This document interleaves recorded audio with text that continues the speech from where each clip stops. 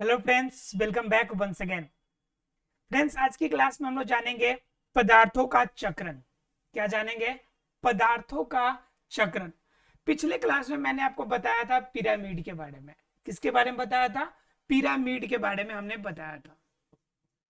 Pyramid में मैंने बताया था आपको कि सबसे ज्यादा जो होगा वो उत्पादक श्रेणी वाला था और सबसे कम उच्चतम श्रेणी वाला था। ये बातें कल हम लोगों ने डिस्कस करी थी। अब जानना यह है कि एक पारिस्थितिक तंत्र को बनाने के लिए, अगर एक पारिस्थितिक तंत्र है तो इसको बनाने में बहुत सारे आपके पदार्थों का योगदान है। इसमें जैविक और अजैविक दोनों घटकों का योगदान है। जैविक भी जरूरी है इसमें और इसके लिए अजैविक भी जरूरी है। लेकिन बात यह समझनी है हमें आज कि आपको क्या यह एक ही चक्र में चलता है, एक ही दिशा में चलता है? क्या इनका चक्रण होता है कि नहीं होता है? मतलब क्या कि अगर एक जीव से बनना शुरू हुआ, यह जीव मान लीजिए यह पेड़ पौधा है, तो पेड़ पौधा धरती से क्या ले लिया भाई? तो धरती से आपके खनिज लवण ले लिए। धरती से क्या ले लिए? खनिज लवण लिए, खनिज लवण। और वायुमंडल से क्या ले लिया? CO2 ले लिया। खनिज लवण और CO2 ये जब ले लिया तो क्या यह खनिज लवण और CO2 लेने के बाद, अगर एक खनिज लवण भी ले लिया, जल भी ले लिया, CO2 भी ले लिया, सूर्य का प्रकाश भी ले लिया, तो क्या यह लेने के बाद यह जब आपके सबसे उच्चतम श्रेणी तक जाएगा, उच्चतम श्रेणी तक जाएगा, तो फिर पौधों के विकास के लिए क्या फिर पुनः उच्चतम श्रेणी से कुछ मटेरियल है जो फिर पेड़ पौधों को मदद करेगी? मतलब क्या एक सर्कल बनेगा, क्या एक चक्र बनेगा क्या कि अगर कहानी पेड़ पौधे से शुरू हुई तो पुनः कहानी पेड़ पौधे पर आ जाएगी? क्या क्या एक सर्कल पूरा कंप्लीट एक गोला बनेगा क्या? इसके बारे में जानना है कि यह सर्कल बनकर तैयार होगा क्या? यह सर्कल बनकर पूरा तैयार होगा क्या?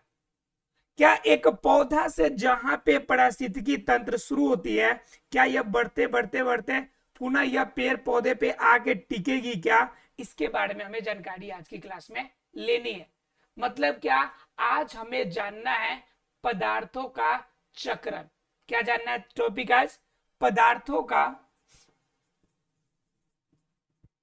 पदार्थों का चक्रण। पदार्थों का चक्रण। अब जरा देखते हैं कि पदार्थों का चक्रण होता कैसे है, या पदार्थों के चक्रण के बारे में हम लोग क्या प्राप्त कर सकते हैं, इनके बारे में जानकारी। और पदार्थों का चक्रण होता कैसे है जरा वो समझिए। ठीक है, जैसे मैंने एक पेड़ पौधे की एग्जाम्पल से शुरू करेंगे क्योंकि उत्पादक सबसे न्यूनतम है। सबसे छोटी श्रेणी कौन है? आपके पेड़ पौधे हैं। तो पेड़ पौधे से ही कहानी हम लोग स्टार्ट करेंगे। ठीक है, ये पदार्थों की चक्रण की कहानी कहां से शुरू होगी? तो पेड़ पौधों से शुरू होगी। जरा ध्यान से समझिएगा कि सबसे छोटी जो हो गई वह पौधा हो गया। और पौधा का मतलब क्या हो गया? ये श्रेणी उत्पादक श्रेणी है। कौन श्रेणी है? उत्पादक श्रेणी या उत्पादक पोषी स्तर, यही है ना जी। या उत्पादक पोषी स्तर के लिए क्या क्या चाहिए भाई? तो इस उत्पादक पोषी स्तर के लिए हमें क्या चाहिए? कार्बन डाइऑक्साइड चाहिए, जल चाहिए, हमें खनिज लवण चाहिए, खनिज लवण चाहिए, हमें पोषक तत्व चाहिए, यही चाहिए ना हमें। तो ये जितने भी चीज हमें चाहिए हमने इनको दिया पेड़ पौधे को। तो यह इसी से स्टार्ट हुआ, इसी पदार्थ से यह पेड़ पौधा बनेगा। क्या? खनिज लवण, पोषक तत्व, कार्बन डाइऑक्साइड, जल, सूर्य की प्रकाश। अगर इन सभी की अवेलेबिलिटी नहीं हो, अगर यह उपलब्ध नहीं हो, तो क्या पौधे अपना भोजन बना पाएंगे? क्या पौधे जीवित रहेंगे? तो हम लोग कहेंगे सीधे शब्दों में कि पौधों को जीवित रहने का कोई चांस ही नहीं बनता है, क्योंकि इन सभी चीजों से ही पौधे बनकर तैयार होते हैं। तो ये सभी चीज चाहिए। मतलब एक कहानी शुरू होती है खनिज लवण, पोषक तत्व, छोटे छोटे अकार्बनिक पदार्थों से। ठीक है, अब ये छोटे छोटे जो अकार्बनिक पदार्थ है, इनसे पौधे का विकास हुआ। पौधे के विकास के सहारे अगली श्रेणी इनकी शुरू होती है, वह शाकाहारी श्रेणी को मिलती है। शाकाहारी श्रेणी को मिलती है। शाकाहारी से यह श्रेणी आगे बढ़ती है तो मांसाहारी श्रेणी को मिलती है। मांसाहारी श्रेणी से यही आगे जब बढ़ेगी तो इसी की उच्चतम श्रेणी हमें प्राप्त होती है। उच्चतम श्रेणी प्राप्त होती है, राइट। अब जरा गौर कीजिए कि उच्चतम श्रेणी पौधे से शुरू हुई तो यह उच्चतम श्रेणी किनसे बनकर आई? तो सीधे शब्दों में कहे तो इसकी स्टार्टअप खनिज, लवण, पोषक तत्व, जल और कार्बन डाइऑक्साइड से हुआ। इसी के ऊर्जा के कारण ये ऊर्जा का स्तर कहां पहुंच गया? उच्चतम श्रेणी में। अब उच्चतम श्रेणी का किसी कारणवश या आयु पूरा होने के बाद इनकी मृत्यु हो गई। इनकी क्या हो गई? मृत्यु हो गई। मृत्यु होने के बाद इनका शरीर अवशेष बचेगा। यह शरीर अवशेष अलग अलग सूक्ष्मजीव इन पे अपने काम में लग जाएंगे। सूक्ष्मजीव अपना भोजन प्राप्त करना शुरू करेंगे और यह मृत जो शरीर है, इस मृत शरीर को अपघटन की क्रिया होगी सूक्ष्मजीवों के द्वारा, और सब अपघटन होगा मृत शरीर का तो ये टूटेगा और टूटने के बाद विभिन्न प्रकार के पोषक तत्व यह क्या करेगा? जमीन को प्रदान करेगा। अलग अलग प्रकार के पोषक तत्व हमारे शरीर के अपघटन से प्राप्त हो जाएंगे। बताइए, यह पूरी की पूरी अगर देखें हम सीक्वेंस तो पूरी की पूरी एक सर्कल बन के तैयार हो रही है। जो आपकी पोषक तत्व से यह कहानी शुरू हुई थी, वह पोषक तत्व की कहानी फिर से यह पूरी घूमती हुई उसी पोषक तत्व पे आके खत्म होती है। तो बताइए, पूरा का पूरा सर्कल हुआ कि नहीं? और ये सर्कल जो पूरा होता है इसी को हम कहते हैं पदार्थों का चक्रण। क्या कहते हैं इसे? पदार्थों का चक्रण। अर्थात कि इसमें पदार्थ चक्रित होते हैं, मतलब घूमते हैं, गोल गोल घूमते रहते हैं। तो ये क्या हो जाता है? पदार्थ की पूरा यानी पूरी तरह से चक्रण की क्रिया यहाँ पर होती है। क्लियर हो गया आप लोगों को? तो ये था पदार्थों का चक्रण। अब पदार्थों का जब चक्रण होगा तो कंफर्म है कि पदार्थ के सीक्वेंस में कभी कमी नहीं आएगी।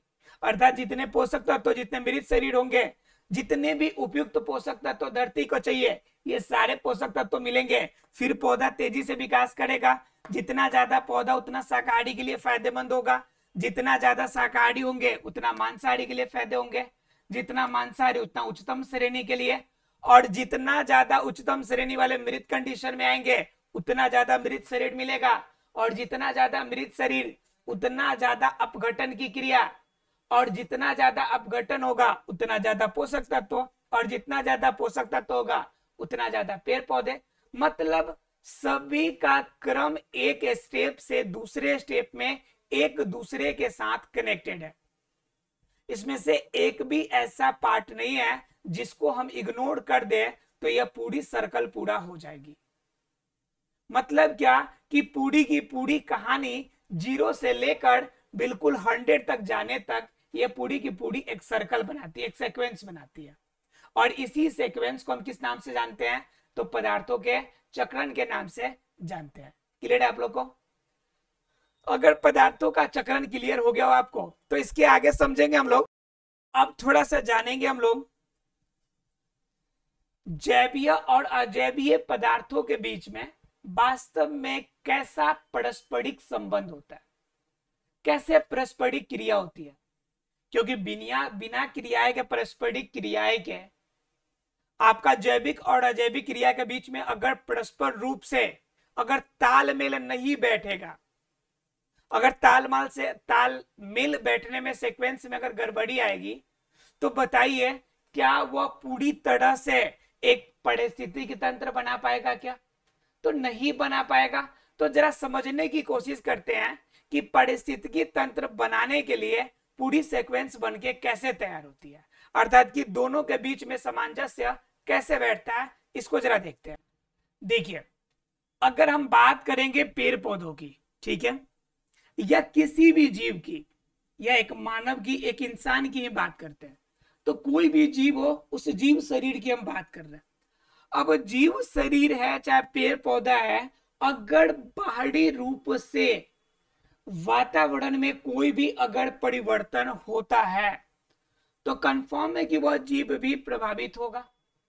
जैसे मान लीजिए एक इंसान है,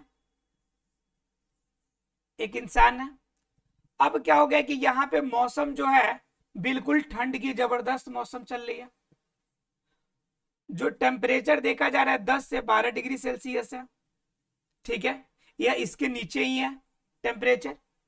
अब इस ठंड की वजह से बताइए एक जीव शरीर के अंदर अलग अलग रूप में परिवर्तन होगा कि नहीं होगा, शरीर के अंदर कंपन होगा कि नहीं, शरीर में ताप की कमी होगी कि नहीं, शरीर से उष्मा बाहर निकलेगी कि नहीं।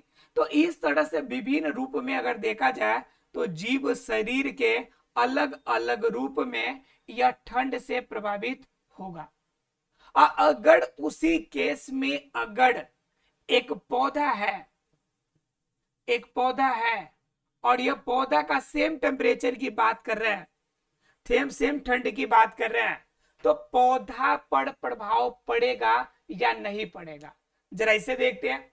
तो ठंड के दिनों में टेम्परेचर कम है तो पहला नंबर पौधे को कम क्या प्राप्त होगा, तो ताप की प्राप्ति कम होगी, ताप की प्राप्ति यानी ताप प्राप्त कम होगा, ठीक है, पहला नंबर बात। दूसरा नंबर, जब ताप कम है इसका मतलब सूर्य की प्रकाश की कमी भी यहां पर है, अर्थात क्या, सूर्य प्रकाश की कमी है यहां पर, सूर्य प्रकाश की कमी है यहां पर, ठीक है। अब सूर्य प्रकाश की ताप प्राप्त की कमी हो गई और सूर्य प्रकाश की कमी हो गई, दोनों चीजें हो गई, सूर्य प्रकाश की कमी भी हो गई। अब तीसरा नंबर अगर देखेंगे तो जब ताप कम हो गई, सूर्य प्रकाश की कमी हो गई, मतलब क्या कि जलवायु के अंदर किसी भी तरह से देखे तो कंडेंसेशन ज्यादा है, और कंडेंसेशन ज्यादा होने का मतलब है कि इसके पास आपका जो होगी CO2 का लेवल जो होगा वह हमें ज्यादा संग्रहित रूप में दिखेगा, मतलब CO2 गैसीय फॉर्म में हमें कम देखने को मिलेगा। मतलब क्या, CO2 लेवल में भी हमें कमी देखने को मिलेगी, क्योंकि फॉग के साथ तो मिल जाएगा, तब इसी की वजह से तो कुहासा बनते हैं आपके, तो वो नहीं दिखेगा, आपका कम हो जाएगा। तो देखिए जब ताप की कमी हो गई, प्रकाश की भी कमी हो गई, कार्बन डाइऑक्साइड के लेवल में भी इफेक्ट हो गया, जब इन सभी में कम हो गए तो कंफर्म है कि इनके अंदर अब यह जब तीनों चीज इंपॉर्टेंट नहीं मिलेगा तो बताइए क्या पौधे अपने प्रॉपर तरीके से भोजन बना पाएंगे क्या पौधा अपना जो होगा प्रकाश संश्लेषण की क्रिया प्रॉपर तरीके से कर पाएगा क्या? तो हम कहेंगे नहीं भाई, ये तो पॉसिबल है ही नहीं। प्रकाश संश्लेषण की क्रिया अर्थात भोजन बनाने की क्रिया कैसे संभव है जब ये सब कम है और इन्हीं सभी के सहयोग की वजह से भोजन तैयार होती है। जब ये अवेलेबल ही नहीं है तो इनमें भोजन कैसे तैयार होगा? नहीं तैयार हो पाएगा। मतलब क्या, भोजन की कमी, भोजन की कमी मतलब इसकी जीवन की कमी, जीवन की कमी मतलब क्या, इनका विकास सीधा रूप में प्रभावित होगा। किसमें प्रभावित होगा? विकास प्रभावित होगा। अब इसी का दूसरा अलग फेज ले लेते हैं हम। अलग फेज लेने का मतलब है कि हम अगर इसी को मतलब बाह्य कारक जो है, अगर हम गर्मी का दिन ले लेते हैं, कौन सा दिन ले लेते हैं? गर्मी का दिन, जब टेम्परेचर 40 डिग्री सेल्सियस या 45 डिग्री सेल्सियस हो, 40 से 45 डिग्री सेल्सियस टेम्परेचर चलना, उस कंडीशन में ज्यादा ताप मिलेगी, ताप अधिक मिलेगा। ज्यादा ताप मिलने की वजह से प्रकाश संश्लेषण की क्रिया कम, ठीक है। वाष्पोत्सर्जन की क्रिया ज्यादा होगी तो पानी की कमी, वाष्पो उत्सर्जन अधिक तो क्या होगी जी? इसके अंदर पानी की कमी। दो हो गए, ताप अधिक, वाष्पोत्सर्जन का अधिक की अधिक। और जब ताप की मात्रा अधिक होगी मतलब इनके पास इंफ्रारेड इंफ्रारेड जो आपकी वर्णक वाले प्रकाश है उनकी अधिकता हमें देखने को अधिक मिलेगी। तो जब ये सभी कुछ मिलेगा तो बताइए फिर इनका विकास प्रभावित होगा कि नहीं? बिल्कुल होगा। मतलब वह केस ठंड का हो, गर्मी का हो, बरसात का हो, किसी भी मौसम में जो प्रभाव पड़ेगा वह पेड़ पौधों या जीव जंतु पे पड़ेगा। मतलब क्या कि पारिस्थितिकी तंत्र के बीच में जो आपकी तालमेल होती है जैविक और अजैविक घटकों के बीच में, वह बहुत ही आपकी क्या होती है, बहुत ही उपयोगी साबित होती है। अगर उनके बीच में संबंध में किसी भी तरह से समस्या होगी तो जीव पले होंगे उनके लिए समस्या उत्पन्न हो जाएगी, जीवों का विकास में प्रभाव पड़ेगा। ये बहुत सारी ऐसी चीजें हैं जिन्हें हमें क्या करना पड़ेगा, समझना पड़ेगा कि इनके विकास को प्रभावित करने में उनका कितना बड़ा योगदान है। क्लियर है आप लोग को? तो ये आशा आपको क्लियर हो गया होगा कि पदार्थों के बीच में, अर्थात क्या, जो जीव है, जो जैवीय है, जैव घटक है, और जो अजैव घटक है, अजैव घटक है, इन दोनों के बीच में परस्पर क्रिया अच्छी है, अच्छी होनी चाहिए। और अच्छी कब होगी परस्पर क्रिया? जब जैव घटक के और अजैव घटक का संतुलन बना होगा, ज्यादा तापमान, ज्यादा वृद्धि नहीं हो, कार्बन डाइऑक्साइड की प्रचुरता हो, हर तरह की ऑक्सीजन की प्रचुरता हो, सभी का लेवल एक तरह से समान रूप से रहे। अगर किसी भी तरह से कोई प्रॉब्लम नहीं होती है तब जाके परस्पर क्रिया प्रॉपर तरीके से चलेगी। और जब ये सभी प्रॉपर तरीके से चलेगी तब एक पौधा, एक जीव प्रॉपर तरीके से अपना विकास कर पाएगा। क्लियर है आप लोग को? मतलब क्या कि जैविक और अजैव घटक की परस्पर क्रिया आपकी सामान्य रूप से बहुत ज्यादा उपयोगी होती है। क्लियर है आप लोग को? अगर ये पॉइंट क्लियर हो गया आपको, अगर ये सभी अगर क्लियर हो गया तो इन सभी के बाद एक वर्ड, एक टर्म जानना है जिसे हम लोग कहते हैं पारिस्थितिक संतुलन। क्या कहते हैं इसे? पारिस्थितिक संतुलन। तो जब अगर इनके अंदर पदार्थों का चक्रण अच्छे तरह से होगा, जब इनके अंदर पदार्थों का चक्रण बेहतर तरीके से हो, और साथ ही साथ क्या हो, इनके बीच में परस्पर क्रियाएं बेहतर चलती हो। देखिए, इस वर्ड को समझना बहुत जरूरी है, और ये वर्ड तभी समझ में आएगा जब ये सारी बातें आपको क्लियर होगी तो ही समझ में आएगा। ये वर्ड है आपका पारिस्थितिक संतुलन की। तो पारिस्थितिक संतुलन क्या है भाई? तो पारिस्थितिक संतुलन कब बनेगा, कैसे बनेगा? तो पारिस्थितिक संतुलन का मतलब क्या कि पारिस्थितिकी तंत्र में संतुलन बनाना है। तो ये कब बनेगा? जब जैव और अजैव घटक के बीच क्या बना रहा है? परस्पर क्रियाएं, परस्पर क्रियाएं संतुलित हो, परस्पर क्रियाएं संतुलित हो। पहला काम, फर्स्ट नंबर, कि कोई जैव घटक है और अजैव घटक है, इनके बीच में परस्पर क्रियाएं क्या होंगी? संतुलित अवस्था में होंगी, तो जरूरी है। दूसरा अगर बात कीजिएगा तो जैव अजैव घटक के परस्पर संतुलन के अलावा और क्या जरूरी है भाई? तो पदार्थों का जो चक्रण है वो सही तरीके से हो, पदार्थों का चक्रण